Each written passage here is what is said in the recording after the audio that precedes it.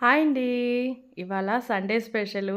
అందరి ఇళ్లల్లో పలావులు, బిర్యానీలు అన్నీ ఉంటాయి. కానీ నేనేం చేశానో తెలుసా? చింతపండు పులిహోర, అది కూడా అల్లం ముక్కలు చక్కగా కట్ చేసి, పచ్చిమిర్చి అన్నీ కలిపి పోపు పెట్టానండి. చింతపండు పులుసు కలిపాను. దాంట్లో కాంబినేషన్ ఏంటో తెలుసా? దీంట్లోకి నాటుకోడి పులుసు అండి. క్యాక్ ఉంటుంది. ఈ స్టైల్లో ఒకసారి ట్రై చేసి చూడండి, చాలా బాగుంటుంది. ఒకసారి మా వారు వచ్చారండి. ఎలా ఉందో చూసి చెప్తారు. ఒక్కసారి చూడండి వల్లి గారు, టేస్ట్ ఎట్లా ఉందో ఏంటో చెప్పండి. ఇది నాటుకోడి లాగుందిగా. బా, ఎక్సలెంట్, సూపర్.